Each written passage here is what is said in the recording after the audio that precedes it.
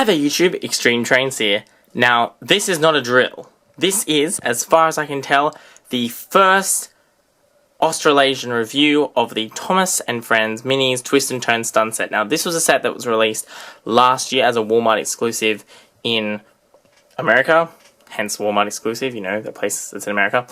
And it's finally coming to Australian stores. Now, I didn't actually pick this up in store. I did pick it up at an online Australian retailer, who are actually very, very good, very helpful. Big fan of them. I might name drop them later. Two Toy Toys. What?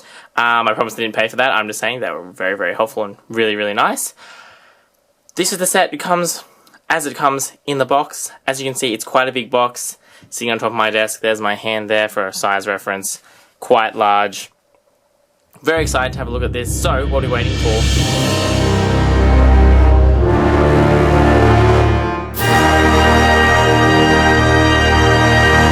First thing I want to look at really briefly is the box. Now, it's got a very similar style box to both the launchers and the blind bags, along with the advent calendar. And that's the blue kind of shaded pattern all along it.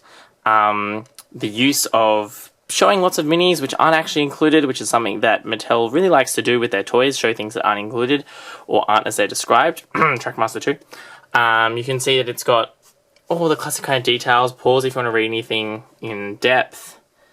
As you can see, on the bottom here, you can see it's the international version of this packaging. What's interesting is that unlike the other one, this one actually does say Mattel Australia, but it's also an international version, so it is designed for all of the world and not specific to one country, but it's not the American version because usually they're single language variants.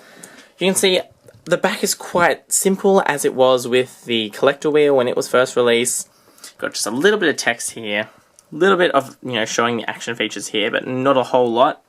And then really the set isn't even the feature of this. I mean, like, that kid is the feature. Cool. Pity he's not in the box because that's what the box is kind of showing me lots of. But that aside, you can see you get a lot of spread of the minis which were released in last year's waves, which is kind of interesting. And then just the classic, which people who know Trackmaster will know very well. Let's just zoom in on that message there. Very, very interesting. So what I'm really excited to do, guys, in this review is check out, see if I can find an engine that doesn't work. And most importantly, if there's an engine that's pictured on this set that doesn't actually work with it, because then we really have a reason to get cross. But anyway, that's enough from the boring box. That's not actually what we came here. That's not what I paid for. Didn't pay $35 for a box. I paid for this set. So I'm going to open up. Alright, so just quickly, I want to look at the instructions. Yes, I've moved locations, and you'll see why that is in a minute. Very classic child instructions, although I do really, really, really appreciate the fact that they've gone colour. A lot of, for example, similar toys like Hot Wheels toys don't always do in colour, so that's really nice. You've got some good little helpful hints here, good to know. Nice clear instructions, again following exactly the same minis theme we've seen before, in that it's diagonal on those slopes. Key thing to note though is that there's this little warning here. Oh, the camera's going out of focus. It's really hard to get close to the camera up, so there you go. One-time snaps. And that's something I'm going to talk about in a minute, but it does at least tell you that in this manual, a little bit on play stuff, and again, you get the warning about may not work with all engines. So that's the instructions done real quick. In terms of the actual toy, as you can see, I've moved it because this thing is so much bigger than I was expecting. It's at least 40 centimeters high, probably more like 45, and for $35 set, it's very big and very impressive. So if I just kind of turn it around, I'll give you a close-up shot in a minute. I'm just trying to show you what it looks like all the way around so you get a kind of an idea of the space that it fills. I was really actually very surprised when I was building this, just how large it actually was. So the first details you can see on the bottom are these two storage compartments. Now you can store minis in these. They're sloped so that, you know, you can see this is the Percy that comes with him, and I'll look at him later. They skate up and they kind of roll down to the bottom. You can store about 3 minis in each of these. What's nice to see in there is that little bit of track detailing, which I think is really, really cool. Coming around the base, you can see you've got the lever on one side. Nice bit of greebling. It's not smooth plastic. It definitely looks like it's rock. You come around, just looking at the bottom for a minute, you can see this is the little chute part which feeds the engines into the spiral. Again, it's got nice track details. There, so you can see them a little bit better. Yeah, so you've got those nice track details there, which I think look really nice. Even onto this part here, which is the little part that moves, which you'll see in a minute, so that the engines can go on the spiral. That's really nice. Definitely details I didn't need to put in. Coming up, you can see that, I just rotate this, there is actually a sticker pre-applied at the factory on this side of the inside column. A little bit hard to get all the details on camera because it is kind of hiding behind the outside, but you can see there's a MINIS Stephen and there's a MINIS Thomas with a different facial expression. Now that's something we haven't seen from the Minis before, and interesting to see if that's something that we see in the future. Another thing to note is there's no coupling on that one. If you have a look, he doesn't have a front coupling. It's really, really little. Just so that's something interesting to note. Cut up the top. Very, very nice. I think that looks really cool and gives it a little bit more excitement than just the plain block colours, which I think look nice as it is, but also, you know, it just levels up that little bit more. Coming around the track here, you can see these are like soft kind of T-shaped pieces. This one is just all the way up. This one turns onto this blue spiral, which wraps around. It's actually quite cool the way they've done it. It's this top part connects to this part, and then this part being held up by this part holds onto this part. So although it actually looks quite flimsy, it is very strong. You see, I'm shaking it around and nothing's moving. So it does stay together very well, and actually means that it looks quite risky and raily and that kind of stuff. You've got a little bit on top, which the box shows to be used as storage for more minis. You can see they don't fall off the edge, so you can just store a couple up the top here if you want to. When the engines come up through, they come through this, which I believe is, to me, reminds me straight away of Ulfsted Castle in the way it's done. That's maybe not intentional, but it's the way that it kind of looks. Particularly because you've got the drawbridge, you've got, again, some nice details on here. Sad to see there's no track detail on this part, but I think that's so the engines would move faster. And then here you've got the big red switch, which allows you to decide which track you want the minis to go down. So in terms of the way it looks very impressive. It's very, very well put together.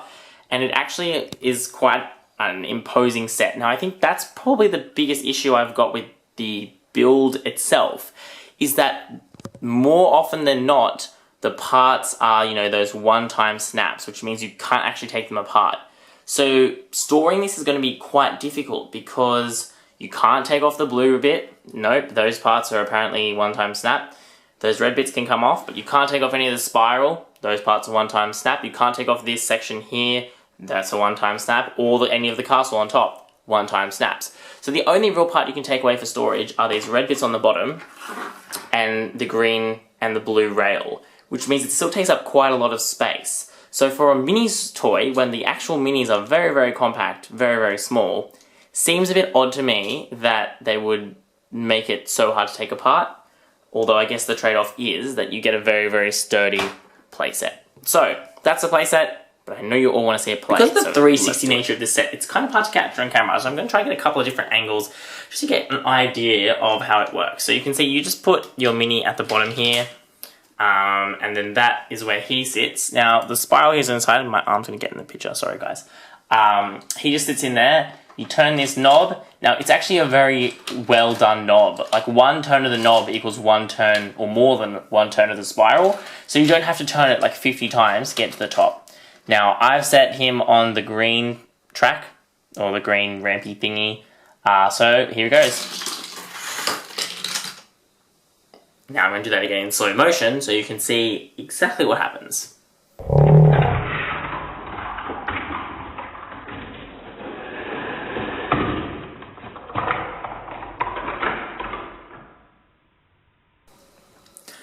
Yeah, so that's pretty cool. I'm a big fan of that. It looks really, really nice. I'm just going to do it one more time, just for the lol factor. Let's do it. Come on, up you go. Oh, no, moving the set around. It's very, very fast, as you notice, so the flip is quite hard to see, so that's why I do another quick slow motion. So that's essentially what the green track side does. Again, you just pull that red part across to switch the tracks. And then we grab the knob. Again, it would be easier if I could be in a shot, but no, that's not spoiled the review with my ugly face. Alright, so on the blue track this time. So it's a lot slower on that one, so I'm not going to do a replay because it's a lot slower. But I think the key takeaway is that there is a little bit of almost difficulty in him coming down this last bit. I've seen in other reviews that the engines can get stuck on this really tight bend here. I haven't actually had that problem with this Percy. And once you get a couple of engines going, they kind of knock each other around that corner anyway, so it doesn't particularly matter. But I haven't really noticed that issue. I'll do it one more time because I'm talking about it. I think this blue side is probably less impressive, but I still think it's a bit of fun. So here we go. Yeah, as you can see, he kind of whacks into that for a second before actually sliding onto the rail, which you don't see happen at the top, but that might just be the speed. Also interesting to note that there's a real rib section in here, so that he actually kind of bumps along. I'll just show you that again. It makes that click-clicky kind of noise, which is kind of random, interesting. I don't know if they're trying to slow it down intentionally or just to do something different, I don't really know. But that's what the blue side does. That's really all the playset does as a set. Like obviously I'll show you some more minis on it in a moment, but that's just the basic functions of the set. I think it's really nice, very good use of the space. I particularly like the way they've done the spiral. I think it could have been done very poorly, and I've seen sets where it's done very poorly. This one's done really well. Love this. I want to see a lot more of this in sets. I think it's very awesome the way they use this to do a flip. I think this is nice for a bit of play. Alright, so now I want to test out some of the different locomotives that come in the Thomas Mini range and whether or not they actually function on this set. So, the first couple of engines I want to try out are the really big ones. So we're talking about Toby, so here's a Classics Toby. I've got Classics Stanley, and I've got the brand new 2016 Classics Flynn as well. So I'm going to put them all on the track. Now again, knowing how big this is why it's a little bit hard for me to get all in shot at once. So we're going to load them up all together, have them go down the blue track first, and let's just see how they go. Now obviously this is the best way I can kind of show it to you because it's a kind of a 360 style of track. It's a little bit difficult. Aha!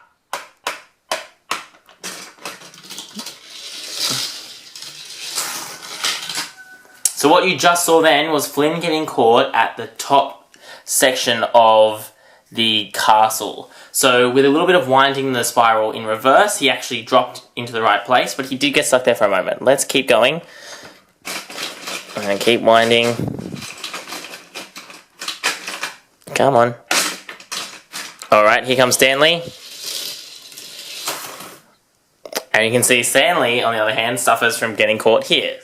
But as I said, that's not a problem once you get a couple going. Alright, and here is Toby. There we go. So Toby doesn't have a problem, but he also gets stuck on that blue section of rail. So if we switch over to the green one, we'll give them all another go. We can just have a look. So again, Flynn gets stuck. With a quick wind around, he's fine.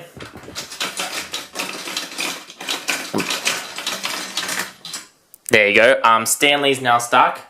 But again, if we wind it backwards and go forward again, no problems. And I'll just have to get Toby in there. Give them all another go. Come on.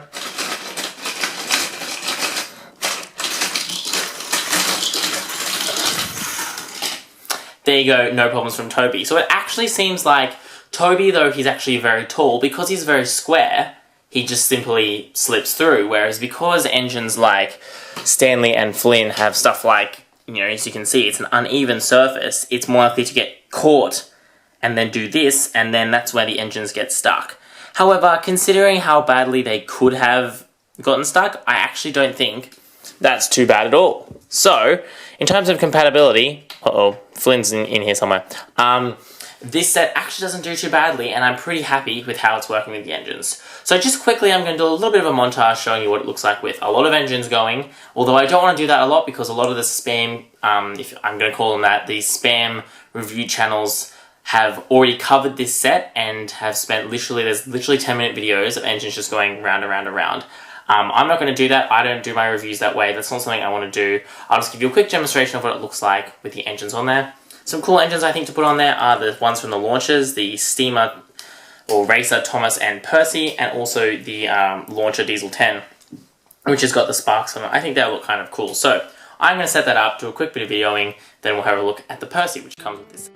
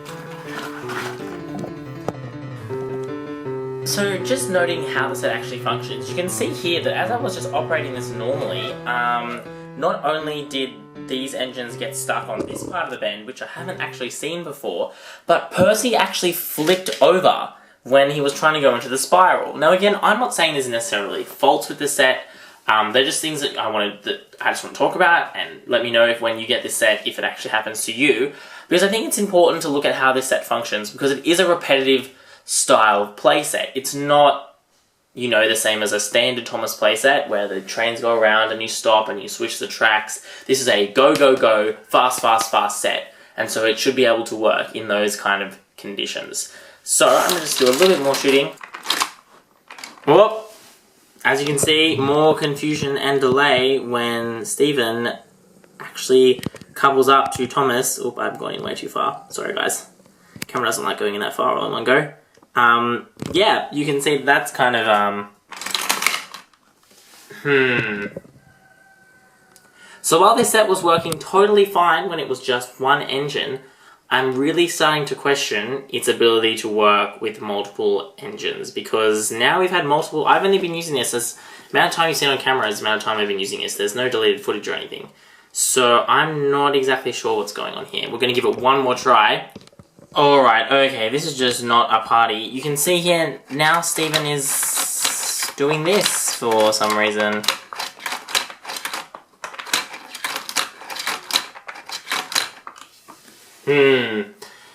Maybe this is just me and the engines I'm using, but maybe that just proves the point which I was talking about earlier, that this mini set is not compatible with all the engines. Before I give my final thoughts, I just want to do a quick look at the exclusive Percy to this set.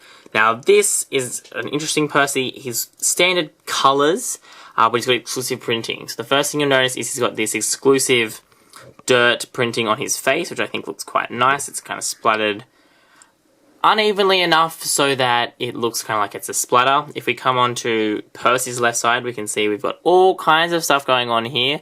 There's bats, there's treasure, there's mud, there's dirt. It's really, really quite cool. I think that looks really, really nice. Turning to the top, you can see we've got a little bit of like cable or something or string on the top wrapped around. You've got a cobweb which is caught with a little spider on it. More dirt, and then camera love me. Please love me. There we go. And then on his right side, you can see there's where that cable was leading to that lantern, which is hanging off his side as if it's, you know, he's just crashed through it. Really nice that you got more of that detailing of the bat and the treasure, some dirt smears. Really, really nice. I think what really would have lifted this Percy to being an awesome, awesome, awesome one is if they'd done some of that printing on the wheels that they've done in the past, similar to the way they've done the snow wheels. I think some mud wheels would have looked excellent, and even possibly some printing on the running board would have been even better. But even just as it is, I think it's quite cool. I think there's enough eye candy going on with this one that even though it is just a standard Percy, it does look really, really nice. So I think that's cool. Although I still think that including one mini in a set like this was incorrect. I think that considering these minis are so cheap, and the set was, you know, only $35 Australian, they really could have done better in putting at least one more mini, but I'd say 3 minis, and then you could get a whole set. You know, this set would become, you know, push the price up to $40 and make it include 3 exclusive minis, just to make it a little bit more, you know, fun to both play with, because as we saw, it's a lot of fun when there's more minis. And also means you get an exclusive set of Mind Minis or Dust Minis or something. So that, I feel like that was a missed opportunity. But as a standalone Thomas Mini, definitely cool. Happy to have that in my minis collection.